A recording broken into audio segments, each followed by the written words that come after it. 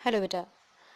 आज हम आपके सिलेबस से ईटिंग जो आपका यूनिट था, यूनिट फर्स्ट, जिसमें ईटिंग एंड मेटाबॉलिज्म था, तो हम लोगों ने हंगर की बात की। आज हम लोग बात करेंगे eating and metabolism. Eating and metabolism. यहाँ ईटिंग तो आप लोग बखूबी जानते हैं, बट मेटाबॉलिज्म में आप लोगों को होने लगती है कन्फ्यूजन, व्हाट इज़ मेटाबॉलिज्म, यानी उपापचय या चयापचय, ये होता क्या है। सबसे पहले हम लोग बात करेंगे ये उपापचय और चयापचय क्या है। तो यहाँ चय, उपापचय और चयापचय। यहाँ चय, चय मीन्स क्या है। यहाँ चय का अर्थ है बनना या बनाना। It means anabolism. चय का अर्थ हो गया, क्योंकि हम लोग बात कर रहे हैं मेटाबॉलिज्म की, इसमें है आपका उपापचय या चयापचय। ये चय क्या है, दोनों में चय लगा हुआ है। तो चय का अर्थ होता है, मीनिंग होता है बनाना। It means anabolism. अपचय, अपचय का अर्थ होता है आपका विघटन। It means catabolism. जहाँ एनाबोलिज्म भी हो और कैटाबोलिज्म भी हो, इन दोनों को मिलाने के बाद ही बनता है आपका चयापचय या उपापचय। हम जो भोजन करते हैं उसमें कुछ बनता है और साथ ही कुछ चीज़ों का विघटन होता है। ठीक है।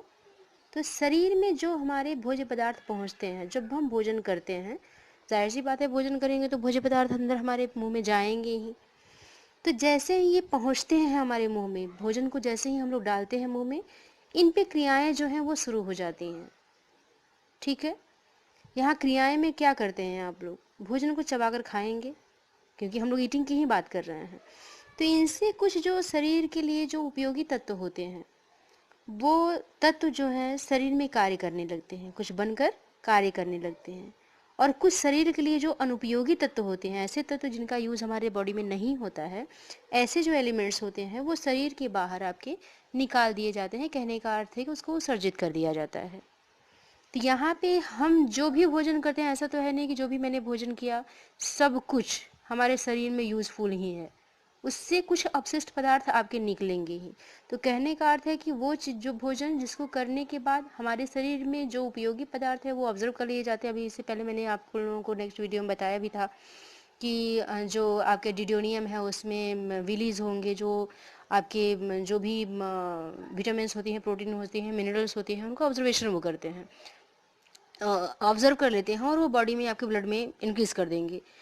यही चीज़ यहाँ पर भी की हो रही है, क्योंकि जब भी आप भोजन करेंगे तो उससे रिलेटेड जो आपके भोजन है, वो जो आपके शरीर के लिए ऐसे तत्व हैं जो फायदेमंद हैं, जो कारगर होते हैं, तो उनको जो बॉडी है वो ऑब्जर्व कर लेती है।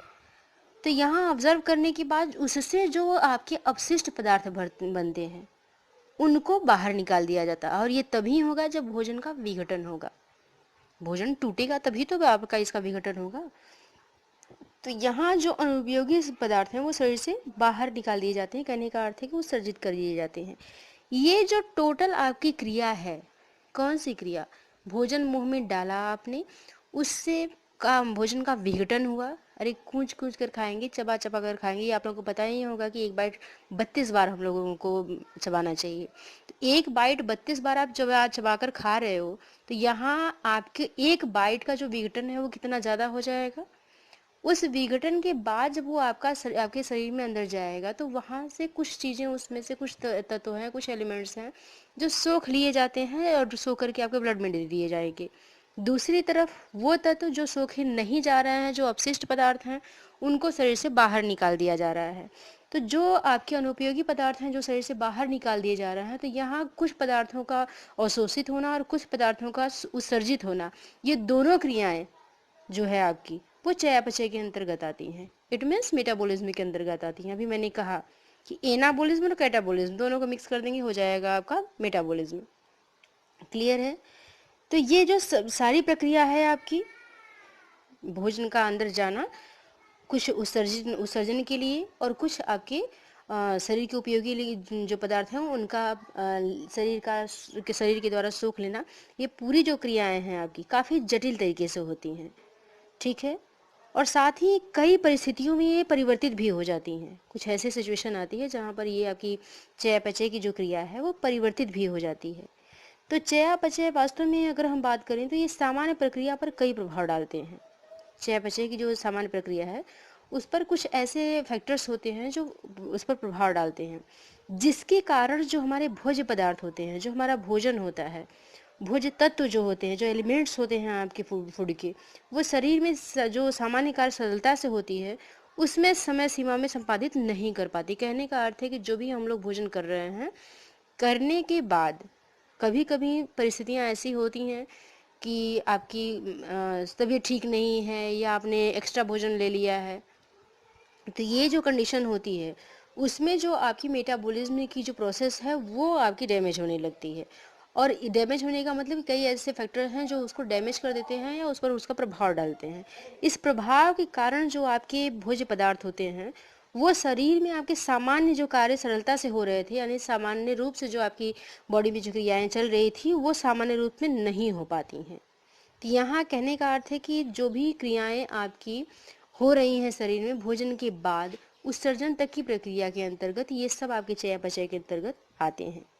चयापचय की जो पूरी आपके प्रोसेस हैं उसमें मूल रूप से जो प्रोसेस है या जो क्रिया होती है वो संपन्न होती है, उसमें आपके लिया गया है जो डाइजेशन है उसको, साथ ही जो अवशोषण हो रहा है यानी जो भी एलिमेंट्स लिए जा रहे हैं शरीर के द्वारा सोखे जा रहे हैं उनको, जो आपके कलेक्ट किए जा रहे हैं यानी आपका लीवर जो आपके ग्लूकोज को कन्वर्ट करके ग्लाइकोजन में कलेक्ट कर रहा है, फिर बॉडी में जब ज़रूरत पड़ रही है वापस वो उसे ग्लाइकोजन को ग्लूकोज में कन्वर्ट करके आपकी बॉडी को दे रहा है, ये जो आपकी क्रिया है। साथ ही इसके साथ उत्सर्जन, ये सारी जो क्रियाएं हैं आपके चयापचय के अंतर्गत आती हैं। ठीक है, ये जो भी क्रियाएं आपकी होती हैं इनका जो नियमन है, कहने का अर्थ है कि जो मेटाबॉलिज्म के अंतर्गत जो आपका क्रियाएं चल रही हैं और जो सुचारू रूप से चल रही हैं, किसी प्रकार का उस पर कहीं ना कहीं नियंत्रण बना हुआ है, तो ये किसके द्वारा नियंत्रित हो रही हैं और किसके द्वारा भी वापस ये प्रोसेस में चल रही हैं, ये सिर्फ और सिर्फ बात करेंगे तो हम लोग हार्मोन्स की, क्योंकि हार्मोन्स के द्वारा ही आपके चयापचय का नियमन होता है। ठीक है, अब आप कहेंगे कि हार्मोन्स, तो यहाँ हार्मोन्स के साथ कुछ ऐसे आपकी बॉडी में एंजाइम भी हैं जो आपकी चयापचय की क्रियाओं को नियंत्रित करते हैं। एंजाइम और हार्मोन्स की जो मात्रा है उसमें गति कम अधिक हो सकती है। तो यहाँ कहने का अर्थ है कि जो एंजाइम है, जो हार्मोन्स है, जब वो सिक्रेशन में आता है, उसका सिक्रेशन कैसे हो रहा है, अधिक मात्रा में हो रहा है, कम मात्रा में हो रहा है, तो वो जो कम मात्रा या अधिक मात्रा, उसी की बात मैंने की है गति के रूप में। तो यहाँ अगर अधिक मात्रा में हो रहा है या कम मात्रा में हो रहा है, इसका प्रभाव आपके मेटाबॉलिज्म पर पड़ता है जो हम भोजन कर रहे होते हैं। तो भोजन करने के बाद इसका प्रभाव, इसका मीन्स आपके चयापचय पर जो प्रभाव पड़ रहा है किसके कारण पड़ रहा है, एंजाइम और हार्मोन्स की वजह से। तो ये जो अवस्था आपकी होती है जिसके कारण एंजाइम या हार्मोन्स आपके डिसबैलेंस होते हैं या जिनका सिक्रेशन आपका अप डाउन हो रहा है, कम या अधिक हो रहा है, गति उसकी कम हो रही है या गति अधिक हो रही है, ये जो सिचुएशन होती है, ये जो चयापचय की प्रोसेस है, जो चयापचय की क्रियाएं हैं, जो मेटाबॉलिज्म की प्रोसेस हैं, इसको वो डिस्टर्ब करती है। इसी के कारण जो पर्सन होता है उसमें संक्रमण की अवस्था आती है या विषाक्तता की अवस्था आती है, या कोई मेडिसिन ऐसी है जो गलत मात्रा में ले ली गई है, तो उसके मेडिसिन की वजह से भी आपके जो एंजाइम होते हैं या हार्मोन्स होते हैं उसकी मात्राएं आपकी प्रभावित होने लगती हैं। तो इन सब का प्रभाव, कहने का अर्थ है कि जो भी आप सपोज दैट कोई प्रॉब्लम क्रिएट हुई, आपने भोजन लिया, तो वो जो प्रॉब्लम क्रिएट हो रही है उस प्रॉब्लम की वजह से आपने कोई मेडिसिन लिया, मेडिसिन का इफेक्ट आपके मेटाबॉलिज्म पर पड़ रहा है। कहने का अर्थ है कि मेटाबॉलिज्म का अगर इफेक्ट पड़ रहा है किसी मेडिसिन की वजह से, तो यहाँ उस मेडिसिन ने आपके एंजाइम को, आपके हार्मोन्स को डिसबैलेंस जरूर किया होगा, तब कहीं जाकर के मेटाबॉलिज्म पर जो इसका प्रभाव है पड़ रहा है, या मेटाबॉलिज्म जो प्रोसेस है वो आपकी डिसबैलेंस हो रही है। ठीक है, तो यहाँ जो एंजाइम या हार्मोन्स आपके प्रभावित करते हैं किसी मेडिसिन के द्वारा अगर प्रभावित हो रहे हैं, तो इसका परिणाम ये होता है कि जो आपके इन जो भोजन की जो एलिमेंट्स होते हैं, जो भी आपने भोजन कर रखा है, उसका ऑक्सीकरण, डिटॉक्सिफिकेशन, कार्बोक्सिलेशन, एमिनेशन, डिमिनेशन, इमल्सिफिकेशन, ये जो भी आपकी प्रोसेस है क्योंकि जब भी हम भोजन ग्रहण करेंगे तो उसमें आपकी एक दो प्रोसेस तो होंगे नहीं, ऑक्सीकरण भी होगा, डिटॉक्सिफिकेशन भी होगा, कार्बोक्सिलेशन भी होगा, एमिनेशन भी होगा, डियोनेशन भी होगा, इमल्सिफिकेशन भी होगा। तो ये जो भी आपकी क्रियाएं हैं सब प्रभावित होंगी। ठीक है, तो ये जब सारी प्रक्रियाएं प्रभावित हो रही हैं, कहने का अर्थ है कि ये सारी प्रक्रियाएं आपकी असंतुलित हो जा रही हैं। असंतुलन की ये जो अवस्था है, इसका इफेक्ट आपके चयापचय पर पड़ेगा। यानी कहने का अर्थ है कि इससे शरीर का जो स्वास्थ्य है वो प्रभावित होगा। तो कहें मूल बात अगर हम इस पे आए तो यहाँ पर चयापचय का और हमारे भोजन का हमारे शरीर के स्वास्थ्य का सीधा सीधा कहें तो एक तरह से कोरिलेशन है। ठीक है, तो यहाँ आपके शरीर पर इसका प्रभाव जो पड़ेगा, जाहिर सी बात है कि विपरीत प्रभाव पड़ेगा। अगर ये चयापचय की जो क्रियाएं हैं वो नियमित रूप से नहीं चल रही हैं, उसमें किसी प्रकार की बाधा उत्पन्न हो रही है, किसी मेडिसिन की वजह से आपके एंजाइम्स या हार्मोन्स डिसबैलेंस हो रहे हैं, तो उसका प्रभाव आपकी हेल्थ पे पड़ना ही है। साथ ही जो आपकी एनर्जी है वो भी पूर्ण रूप से आपकी बॉडी में नहीं कलेक्ट हो पाती है, या कहें तो वो एनर्जी आपके पास मिल ही नहीं पाती है, क्योंकि चयापचय की जो क्रियाएं हैं वो चल नहीं पा रही हैं। इससे जो आपकी बॉडी में जो सेल्स बन रहे हैं या जो वैसे सेल्स जिनका निर्माण हो रहा है वो सारी चीज़ें भी आपकी ब्लॉक हो जाती हैं। तो एक ही लाइन में अगर कहा जाए तो यहाँ ईटिंग और मेटाबॉलिज्म, जो भोजन हम कर रहे हैं अगर उसका संतुलित रूप से सही ढंग से अगर चयापचय की क्रिया हो रही है तो इसका प्रभाव हमारे शरीर का जो स्वास्थ्य है उस पर पड़ता है। अगर सही तरीके से चयापचय की क्रियाएं चल रही हैं और सही तरीके से हम भोजन ले रहे हैं तो हमारी चयापचय की जो क्रियाएं हैं वो संतुलित रूप में चलेंगी और व्यक्ति स्वस्थ रहेगा। ठीक है, यहाँ हम आपको बता दें कि भोजन आपका चाहे जैसा हो, चाहे उसका स्वाद जैसा हो, चाहे उसका गंध जैसा हो, वास्तव में ये जो है पाचन क्रिया, उसका जो भी आपकी पाचन क्रिया है, जो भी आपने भोजन ग्रहण किया है उस भोजन का आपका जो है वो पाचन क्रिया, मूल उसका उद्देश्य यही है, भोजन के जो भी भोज्य पदार्थ हैं, भोज्य पदार्थों का पाचन होना। और साथ ही ये जो आपके इसके तीनों पदार्थ हैं, कहने का अर्थ है भोजन में जो भी आपके सम्मिलित होते हैं उन पदार्थों को सरलतम रूप में परिवर्तित कर देना, यही तो है आपका चयापचय, जिनका अवशोषण किया जाता है आपकी आंतों के द्वारा।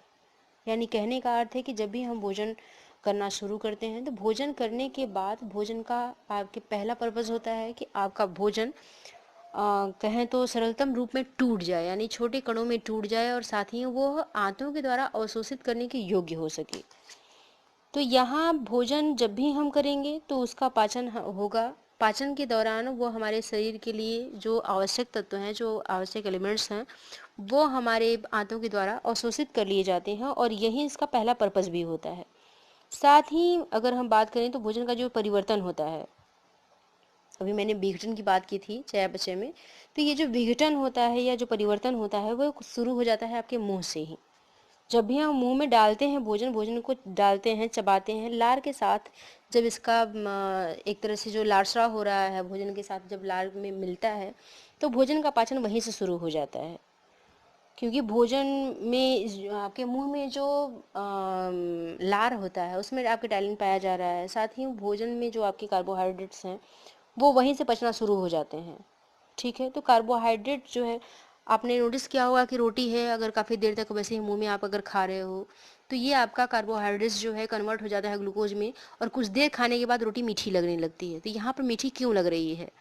क्योंकि वो कार्बोहाइड्रेट था और कार्बोहाइड्रेट जब भी आपका कन्वर्ट होगा तो ग्लूकोज में कन्वर्ट होगा और ग्लूकोज आपका मीठा आएगा। तो यहाँ भोजन का पाचन तो वास्तव में आपके मुंह से ही शुरू हो जाता है, जहाँ से कि आपके लार का स्राव हो रहा है। तो यहीं से भोजन का आपके विघटन शुरू हो गया। तो जैसे ही भोजन का विघटन शुरू हो गया, कहने का अर्थ है कि अब यहीं से आपका पचना शुरू हो गया। पचना शुरू हो गया इट मीन्स यहीं से जो चयापचय की क्रियाएं आपकी शुरू हो गई हैं। ठीक है, इसके साथ ही भोजन से मुंह से जब आपका भोजन मुंह से आमाशय में पहुंचता है, जहां वह आमाशय की जो क्रियाएं होती हैं, आमाशय क्रियाएं मैंने यहाँ पर इससे पहले मैं आप लोगों को बताया था कि आमाशय में आकुंचन की गति होती है। आकुंचन की गति आपकी भूख लगने के दौरान भी होती है और जब भोजन का पाचन होता है उस समय भी आमाशय में आपकी एक तरह का संकुचन होता है। तो आमाशय की जो क्रियाएं होती हैं वो आपके भोजन को एक तरह से लुगदी में बदल देती हैं, एक तरह का पेस्ट बना देती हैं वो, तो उसमें कन्वर्ट हो जाता है। उसमें कई प्रकार के आपके जो पाचक रस हैं वो मिल जाते हैं। यानी कहने का अर्थ है कि आपके आमाशय में कुछ ऐसे एंजाइम और कुछ ऐसे हार्मोन्स जो हैं तो वो सीक्रेट होते हैं, जिससे कि आपके भोजन को पचने में सहायता मिलती है, और ये पाचक रस आपके भोजन को पचाने में भी सहायक होते हैं। ये मिलते हैं सीधे सीधे आपके आमाशय में ही। ठीक है। प्रोटीन का जो पाचन होता है, अगर हम बात करें जिसमें कि हम प्रोटीन की बात करें, तो प्रोटीन का पाचन जो है वो आमाशय से शुरू होता है। लेकिन यहाँ पर बस आपको ध्यान ये रखना है कि जब भी कार्बोहाइड्रेट का पाचन होगा तो उसका पाचन मुंह से होगा, और आपके प्रोटीन का पाचन जो होगा वो आमाशय से शुरू होगा। हमारा जो प्रोटीन है वो आमाशय से पचना शुरू होता है। आमाशय से जो भोजन है वो आपके आंतों में पहुंचता है। भोजन का अधिकांश जो बचा हुआ भाग होता है वो आंतों में ही अवशोषित हो जाता है। जो भी आपके आमाशय में क्रियाएं हुई रहती हैं उसके कारण भोजन एक पेस्ट की तरह बन जाता है, जिसके काइम या काइल कहा जाता है। ये आपका जो पेस्ट है वो आगे बढ़ता है, और आगे बढ़ करके वो सीधे आपकी आंत में पहुंचता है। आंतों में आपके सूक्ष्मांकुर होते हैं जो भोजन के जो तत्व हैं उसको सोख लेते हैं। ठीक है। तो यहाँ भोजन के जो मूल तत्व होते हैं उनको सोखने का कार्य आपकी कार्य जो है वो आपकी आंतें ही कर रही हैं। और जो भोजन का अधिकांश बचा हुआ भाग होता है आंतों में अवशोषित होने के बाद आगे बढ़ जाता है। यानी कहने का अर्थ है कि जो भी आप भोजन करते हैं, भोजन करने के बाद आपके मुंह से पाचन शुरू हो रहा है, चयापचय की क्रियाएं यहीं से शुरू हो रही हैं, और आगे बढ़ते हुए आपका ये जो भोजन है वो आमाशय से होते हुए, चूंकि आमाशय में भी कुछ पाचक एंजाइम ऐसे हैं जो कि सिक्रेट होते हैं, और सिक्रेशन के बाद आपके आमाशय में कुछ भोजन का पाचन हो जाता है। ये जो आपके भोजन का पाचन हो रहा है यही पाचन होते हुए आगे बढ़ता है, जहाँ से कि भोजन हमारे आमाशय में पहुँचता है। आमाशय में जैसे ही ये भोजन पहुँच रहा है, आमाशय में जैसे ही आपका ये भोजन पहुँच रहा है आमाशय से आगे, तो यहाँ आंतों के द्वारा उसमें के जो सूक्ष्मांकुर होते हैं उनके जो आंतों के जो सूक्ष्मांकुर हैं वो भोजन के जो ऐसे तत्व होते हैं जो शरीर के लिए आवश्यक हैं वो उनके द्वारा सोख लिए जाते हैं, और जो उससे बचे हुए अपशिष्ट पदार्थ होते हैं वो आगे बढ़ा दिया जाता है। ठीक है। तो यहाँ आमाशय से भोजन आपकी आंतों में पहुंचा। भोजन का जो अधिकांश भाग होता है वो आंतों में ही अवशोषित होकर लिया जाएगा। प्रोटीन जो है वो अपने सरल रूप में वास्तव में किस में कन्वर्ट हो रहा है? एमिनो एसिड में, क्योंकि प्रोटीन जब भी कन्वर्ट होगा तो आपके एमिनो एसिड में ही चेंज होगा। तो एमिनो एसिड में वो बदल जाता है, कन्वर्ट हो जाता है और अवशोषित कर लिया जाता है। हाँ, वसा का जो पाचन है वो थोड़ा ट्रिपिकल होता है, क्योंकि फैट जो होता है जल्दी पचता नहीं है। तो वसा का पाचन अगर हम बात करें तो वसा काफ़ी देर में पचती है, यानी इसका जो चयापचय की क्रियाएं हैं ये काफ़ी जटिल रूप में होती हैं। वसा जो है आपके पाचक रसों के प्रभाव से एक तरह से वशी अम्ल जो होते हैं उसमें कन्वर्ट होता है। तो यहाँ कहने का अर्थ है कि वसा का पाचन बहुत कहें तो क्रिटिकल रूप में होता है। वसा जल्दी पचती नहीं है, और वसा का जो पाचन है वो थोड़ा जटिल भी होता है। वसा पाचक रसों के प्रभाव से वशीय अम्ल में और ग्लिसरॉल में बदल जाती है। ठीक है। तो यहाँ ग्लिसरॉल तो आसानी से अवशोषित हो जाएगा, लेकिन जो वसीय अम्लों में परिवर्तित होता है वो आपके वसीय अम्ल पित्त की एक दूसरी प्रक्रिया द्वारा अवशोषित होते हैं। वसीय अम्ल आपके जल्दी ऑब्जर्व नहीं किए जाते हैं। तो यहाँ जो आपकी वसीय अम्ल ग्लिसरॉल है वो पच जाती है। ऐसे वसा जो आपकी ग्लिसरॉल में कन्वर्ट हो गई तो वो तो पच जाएगी, लेकिन जो आपके वसीय अम्ल हैं वो आसानी से नहीं पचते हैं। वसीय अम्ल के लिए आपकी जो पित्त है उसकी दूसरी प्रोसेस जो है वो शुरू हो जाती है, और उसके द्वारा इसका पाचन होता है। ठीक है। और इसी दूसरी प्रक्रिया के द्वारा ये वसीय अम्ल आपके सोख भी लिए जाते हैं। कहने का अर्थ है कि वो अंदर जो ऑब्जर्व किए जा रहे हैं तो वो भी उसी के द्वारा सोखे जाते हैं। अवशोषित जो भोजन होता है, जो आपके अवशोषित यानी कहने का अर्थ है कि जो अभी इससे पहले मैंने एमिनो एसिड की बात की, जो आपकी वसीय अम्लों की बात की, तो ये जो भी आपके अम्ल होते हैं वो आपके अवशोषित कर लिए जाते हैं, और अवशोषण के बाद ये सीधे आपके ब्लड में मिल जाते हैं। ब्लड में मिलकर के ये जो शरीर की जो कोशिकाएं होती हैं उनको ये डिस्ट्रीब्यूट कर दिए जाते हैं। यानी अब यहाँ आपको ये समझ में आ गया होगा कि जो भी आपकी चयापचय की और पाचन की जो क्रियाएं हैं ये सभी क्रियाएं इसके अंतर्गत आती हैं, जिसमें कि शरीर में आपके जो पहुंचा हुआ भोजन है, जो आपके शरीर में भोजन पहुंच जाता है वो विखंडित होकर के एक दूसरे रूप में परिवर्तित हो जाता है, जिसे आंतें आपकी अवशोषित करती हैं। जो अवशोषित भोजन है वो रक्त के माध्यम से शरीर की प्रत्येक कोशिका में पहुंचता है। ठीक है, तो यहाँ कहने का अर्थ है कि जो भी ये पूरी प्रोसेस है, यही आपकी मेटाबॉलिज्म है। अवशोषित जो आपकी भोजन है वो सारी कोशिकाओं में डिस्ट्रीब्यूट होता है। साथ ही जो हमारी तात्कालिक आवश्यकता है, उससे जो अधिक भोजन हम कर लेते हैं, क्योंकि मैंने अभी जब हंगर पढ़ा था तो उसमें मैंने आप लोगों से बताया भी था कि हमको जितनी आवश्यकता होती है अधिकतर हम उससे अधिक भोजन कर लेते हैं। तो जो हमारी आवश्यकता से अधिक भोजन है वो हमारे शरीर में एक तरह से कलेक्ट कर लिया जाता है, भंडारित कर लिया जाता है। ये जो आपकी भंडारित भोजन होती है या भोजन की जो ऊर्जा होती है, जब भी हमको आवश्यकता होती है वो शरीर हमारा मुक्त कर देता है। यानी जब भी हमको एक्स्ट्रा एनर्जी की ज़रूरत पड़ती है, जो हमारे शरीर में इससे पहले भंडारित जो एनर्जी है, जो कलेक्ट की गई एनर्जी है, वो हमारी आवश्यकता पड़ने पर मुक्त कर दी जाती है। और हम अधिकतर वैसे ही, जैसे कहने का अर्थ है कि हम डर रहे हैं तो डरेंगे तो भागेंगे, या हमको किसी चीज़ की आवश्यकता है, कम्प्लीटली हम इमोशन में है, जेलसी में है, किसी भी इमोशन में है, क्रोध में है, तो इस इमोशन की कंडीशन में जब हमको एक्स्ट्रा एनर्जी की ज़रूरत पड़ती है तो हमारी जो भंडारित ऊर्जा होती है, यानी जो पहले से कलेक्ट की गई एनर्जी है, हम उस समय उसी का उपयोग करते हैं। यह आपने नोटिस किया होगा कि गुस्से में आपको एक्स्ट्रा एनर्जी की फीलिंग आती है, या लगता है कि बहुत ज़्यादा पावरफुल हो गए हैं हम। इसके बारे में मैंने ये क्लासरूम में भी बात की थी कि जब आपको गुस्सा आता है तो उस समय आप ये फील करते हैं कि हमारे अंदर एक्स्ट्रा एनर्जी है। सामान्य रूप में जिस चीज़ को आप उठा नहीं पाते हैं, वहीं अगर जब आपको गुस्सा आता है, क्रोध की स्थिति में आप होते हैं, तो दूसरी चीज़ को उठा के आप किसी को मार भी सकते हो। तो यहाँ जिस चीज़ को आप सामान्य अवस्था में उठा नहीं पा रहे हैं और जब आप क्रोध की स्थिति में आ गए हैं तो उठा करके आप उससे मार भी रहे हो, तो कहने का अर्थ है कि आपकी बॉडी में कुछ बायोलॉजिकल चेंजेस हुए होंगे।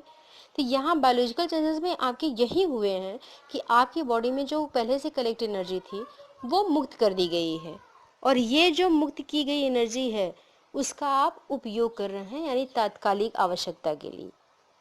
ठीक है, तो जो आपको आवश्यकता पड़ी, डर लग रहा है, भाग रहे हो। सामान्य अवस्था में आप बहुत तेज नहीं दौड़ पाते हो, लेकिन जब डर लगा, या किसी सपोज दैट किसी ऐसे डॉगी ने या किसी ऐसा उद्दीपक है जिससे आप बहुत तेज डर रहे हो, तो भागने की आपकी स्पीड जो हो काफ़ी तेजी से हो गई है। सामान्य अवस्था में आप उस स्पीड में नहीं दौड़ पा रहे हैं, लेकिन डर की स्थिति में आप उतना दौड़ पा रहे हो। इतनी एनर्जी कहाँ से आ रही है आपके पास?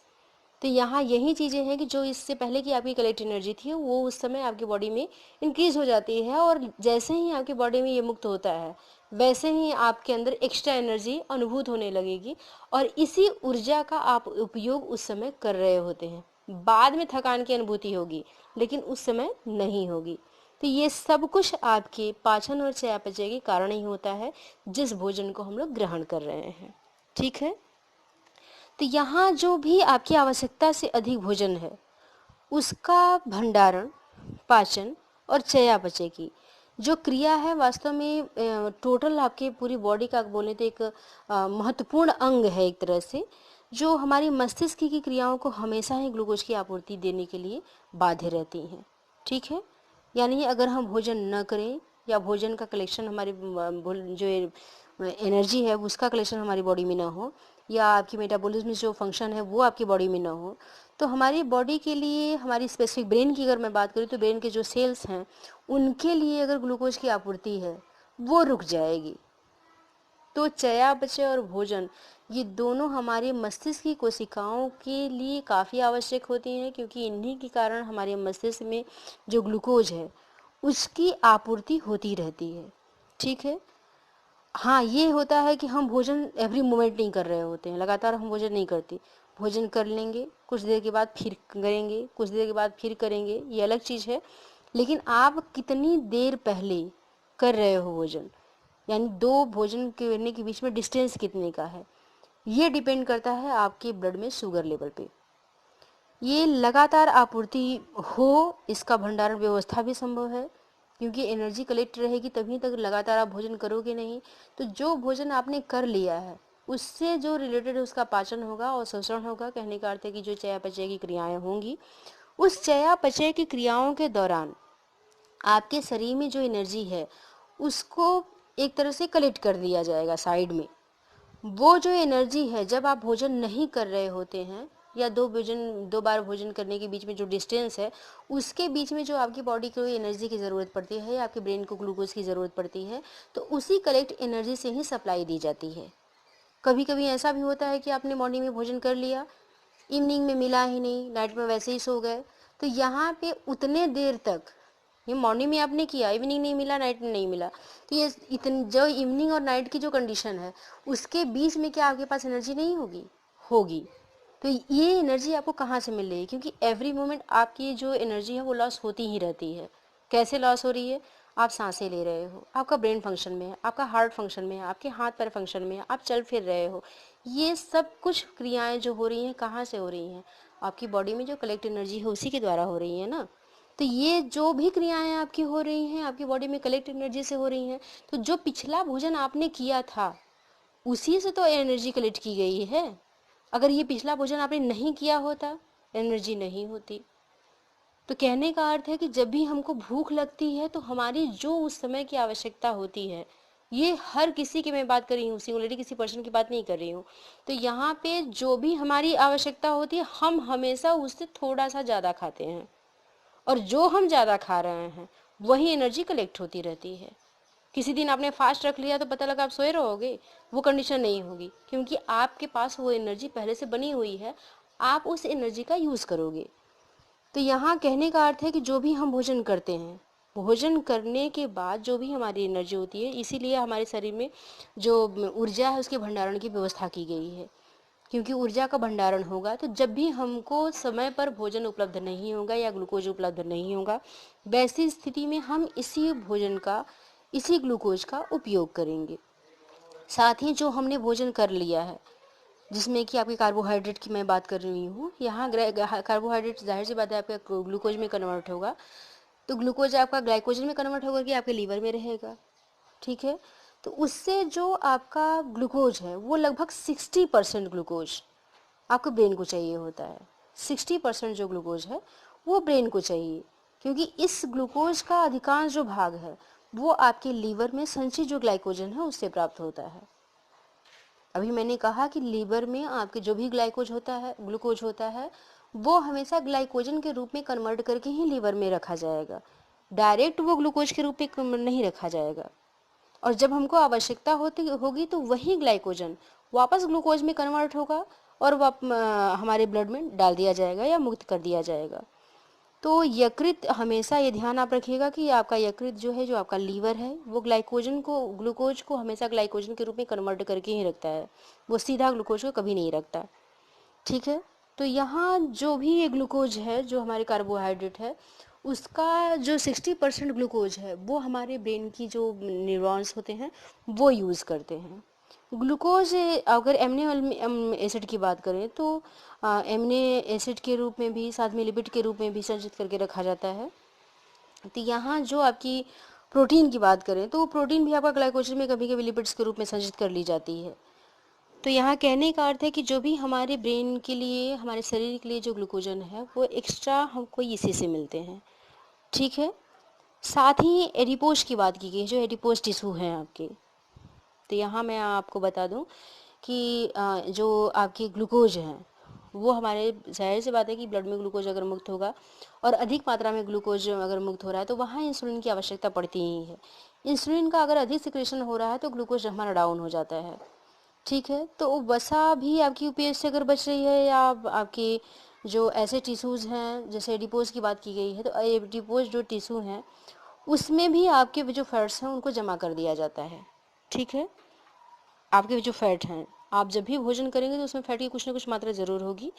तो ये जो आपके फैट होते हैं, मैंने अभी कहा कि आपके फैट का जो पाचन है वो पूर्ण रूप से नहीं हो पाता, या तो वो ग्लिसरॉल में कन्वर्ट होगा या आपके वसी अम्लों में कन्वर्ट होगा। तो अभी मैंने कहा कि आपके जो ग्लिसरॉल में चेंज हो जा रहे हैं उनका पाचन तो आसानी से हो रहा है, लेकिन जो वसी अम्लों में है वो जल्दी पच नहीं पाते। तो जो हमारे पित्त के द्वारा या अदर प्रोसेस के द्वारा जो आपके पाचन हो रहे हैं, इस पाचन के दौरान ये आपकी जो फैट्स होते हैं वो हमारी जो त्वचा है, जो हमारी स्किन है, उसके नीचे जो एडिपोज टिश्यूज़ हैं उसमें कलेक्ट कर लिए जाते हैं। एडिपोज जो टिश्यू है उसमें कलेक्ट कर लिए जाते हैं। कहने का अर्थ है कि जो भी आपकी कार्बोहाइड्रेट्स है, प्रोटीन है, जो फैट्स है, वो शरीर में कलेक्ट ज़रूर की जाती है, और कलेक्शन के दौरान जो कार्बोहाइड्रेट है या आपकी प्रोटीन है, तो ये तो आपकी कन्वर्ट हो जाती है ग्लाइकोजन में कन्वर्ट होकर के लीवर में कलेक्ट कर ली जाती है। लेकिन जो आपकी फैटी चीज़ें हैं, जो आपकी फैटी लिपिड्स हैं, जो आपके अमीनो सॉरी जो वसी अम्ल हैं, ये एडिपोज टिश्यू के नीचे जो है वो वहाँ पर कलेक्ट किए जाते हैं। तो जो ये आपके एडिपोज टिश्यू के अंदर जो कलेक्ट किए जा रहे हैं, या जो आपके लीवर में ग्लाइकोजन के रूप में कन्वर्ट करके रखे जा रहे हैं, इनसे जो ब्रेन है उसको लगातार ग्लूकोज की जो आपूर्ति होती है वो होती रहती है। कहने का अर्थ है कि आपकी इन सारे भंडारित ऊर्जा से मस्तिष्क को लगातार ऊर्जा मिलती रहती है, या ऊर्जा की पूर्ति होती रहती है। हाँ, कभी विशेष परिस्थितियाँ ऐसी आती हैं जहाँ पर हमको ब्रेन को एक्स्ट्रा, यानी जब हम कभी कभी स्ट्रेस में हो जाते हैं, स्ट्रेसफुल, जाहिर सी बात है कि इन्वायरमेंट ऐसा है तो स्ट्रेसफुल लाइफ हो भी सकती है, एंजाइटी बढ़ सकता है। वैसी कंडीशन में ब्रेन को एक्स्ट्रा वर्क करने पड़ते हैं। जो जहाँ पर हमारे ब्रेन को एक्स्ट्रा वर्क करने पड़ रहे हैं, वहाँ हमको एक्स्ट्रा एनर्जी की ज़रूरत पड़ती है। तो एक्स्ट्रा एनर्जी के लिए मैक्सिमम आपके जो ग्लूकोज है, ग्लाइकोजन में जो कन्वर्ट कर लिए गए हैं, ग्लूकोज में कन्वर्ट होंगे। एडिपोज जो टिश्यूज़ हैं उनके नीचे के जो आपके फैटीज हैं, वो फैट्स भी आपके कन्वर्ट हो जाते हैं, और ब्रेन को हमारी एक्स्ट्रा एनर्जी मिलती रहती है। जब भी हमारे ब्लड में ग्लूकोज कम होता है, कहने का अर्थ है कि जब भी हम भोजन काफ़ी देर में करते हैं या भोजन नहीं किए रहते हैं, तो उस समय हमारे ब्लड का जो ग्लूकोज लेवल है वो डाउन हो जाता है, कम हो जाता है। तो इस स्थिति में जब उसके बाद भी हमको भोजन पर नहीं मिल पाता है, यानी भोजन हमारे पास उपलब्ध नहीं है, तो वैसी स्थिति में सपोज दैट कि ब्लड का शुगर लेवल डाउन हुआ, शुगर लेवल वही मैं ग्लूकोज की ही बात कर रही हूँ, तो ब्लड का शुगर आपके ग्लूकोज है वो डाउन हुआ, इसके बावजूद आपके पास भोजन उपलब्ध नहीं है। अब यहाँ पे स्थिति ये होगी कि आपको भूख की अनुभूति होगी। क्यों हो रही है? सीधी सी बात है कि ब्लड में ग्लूकोज नहीं है तो भूख की अनुभूति होना लाजमी है, और यहाँ पर आपके पास भोजन उपलब्ध नहीं है। अब आपके पास बॉडी जो है एक्स्ट्रा एनर्जी उसको चाहिए। अब ये एनर्जी आपको किसी भी कार्य करने के लिए, आप शांति से अगर लेटे भी हुए, बैठे भी हुए हैं, तब भी आप सांसें ले रहे हैं, हार्ट बीट आपकी चल रही है, हाथ पैर आपके फंक्शन में है, ब्रेन फंक्शन में है, तो इतने के लिए तो एनर्जी चाहिए ही। उस कंडीशन में आपके पास भोजन उपलब्ध है ही नहीं। अब यहाँ पर एनर्जी आपको कहाँ से मिलेगी? जाहिर सी बात है कि इससे पहले जो आपने भोजन किया था एक्स्ट्रा किया रहा होगा, पिछला वाला भोजन आपने एक्स्ट्रा कुछ किया होगा, तो उससे जो आपकी कलेक्ट किए गए एनर्जी हैं, वही चीज़ें आपकी कहाँ से आपके लीवर में जो कलेक्ट की गई हैं, यानी कहने का अर्थ है कि जो ग्लूकोज आपके ग्लाइकोजन के रूप में कन्वर्ट होकर के आपके लीवर में कलेक्ट किया गया है, अब वही ग्लाइकोजन वापस ग्लूकोज में चेंज होगा और आपके ब्लड में डाल दिया जाएगा, यानी मुक्त कर दिया जाएगा।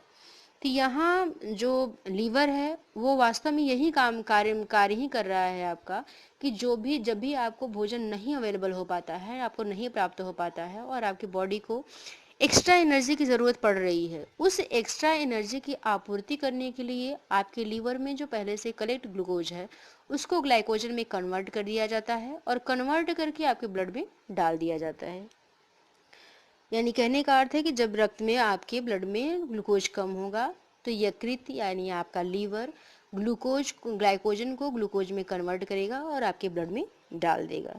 ठीक है, यहाँ ग्लाइकोजन रहेगा तब तो ग्लूकोज में कन्वर्ट होगा। अब हम चलते हैं लीवर में जो कलेक्ट आपका ग्लाइकोजन है। ग्लाइकोजन जैसे कितने देर तक आपने रखे हुए हो, या कितने देर से आपके ब्लड में आपको भोजन अवेलेबल नहीं हो पा रहा है, तो भोजन अवेलेबल नहीं हो पा रहा है तो कितने देर से आपका लीवर ग्लाइकोजन को ग्लूकोज में कन्वर्ट करके दे रहा है, ये डिपेंड करता है आपके भंडारित ग्लूकोज पे, कितने आपके अंदर ऊर्जा रखी गई है।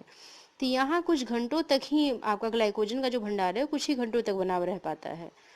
इस स्थिति में कुछ देर तक तो आपको एनर्जी मिलती रहेगी, लेकिन इसके बाद आपकी एनर्जी समाप्त होगी, क्योंकि आप के पास भोजन अवेलेबल नहीं है, आप भोजन कर नहीं रहे हो।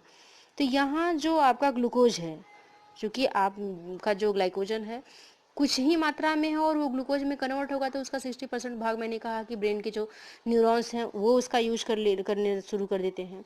जब ग्लाइकोजन का आपके भंडार जो है एक तरह से जहाँ कलेक्ट किया गया है आपके लीवर में, वो जब समाप्त होने लगता है, तो उस स्थिति में जो आपके संचित एमिनो एसिड होते हैं, आपको मैंने भी कुछ ही देर पहले बताया कि जब भी हमारा प्रोटीन पचेगा, प्रोटीन का पाचन होगा तो एमिनो एसिड में वो कन्वर्ट होता है। तो आपके लीवर में जो ग्लाइकोजन यूज में आ रहा था, ग्लूकोज में कन्वर्ट करके ब्लड में जा रहा था, जब वो समाप्त हो जाता है तब एमिनो एसिड जो है वो कन्वर्ट हो जाता है ग्लूकोज में।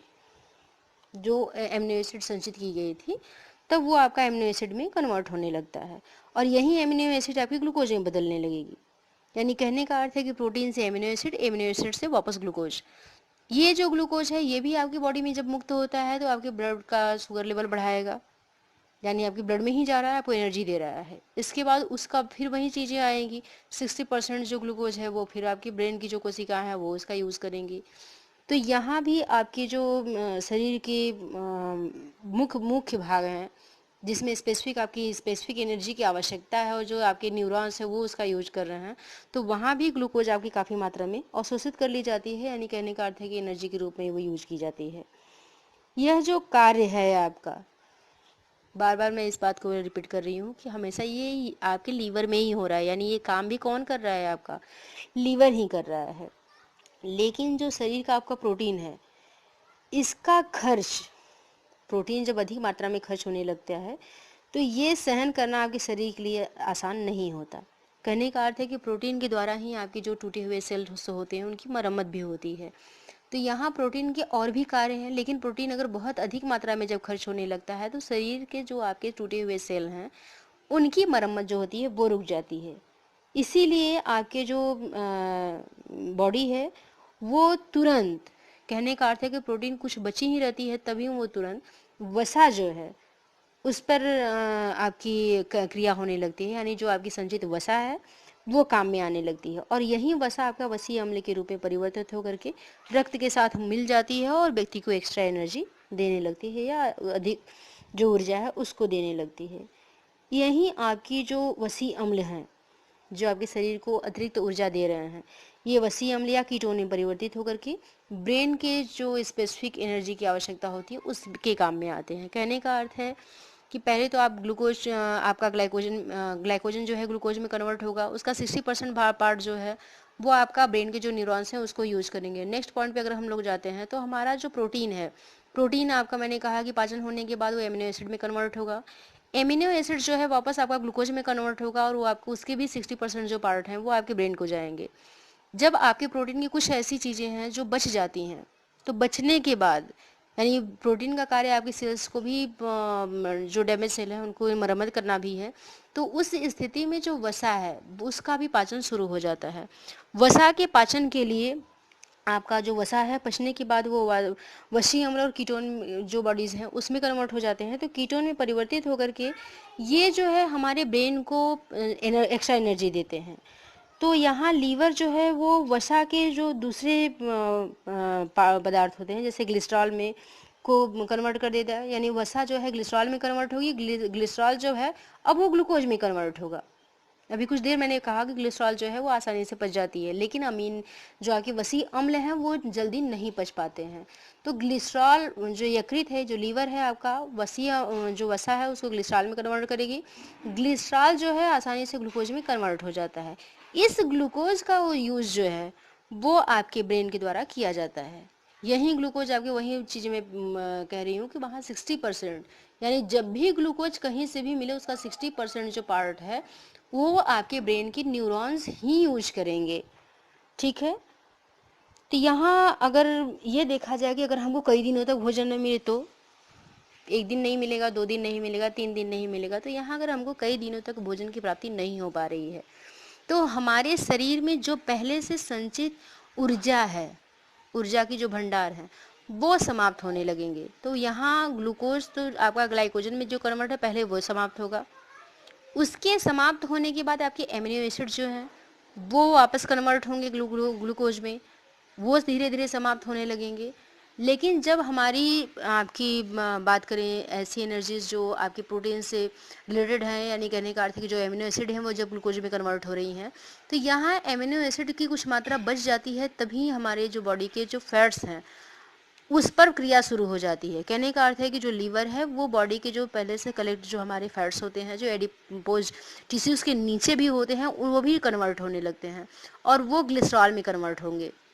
ग्लिसरॉल का चूँकि पाचन आसानी से हो जाता है, तो ग्लिसरॉल जो है वो आपका पच करके वापस ग्लूकोज में कन्वर्ट होता है और ये क्रिया जो है आपके लीवर के द्वारा की जाती है।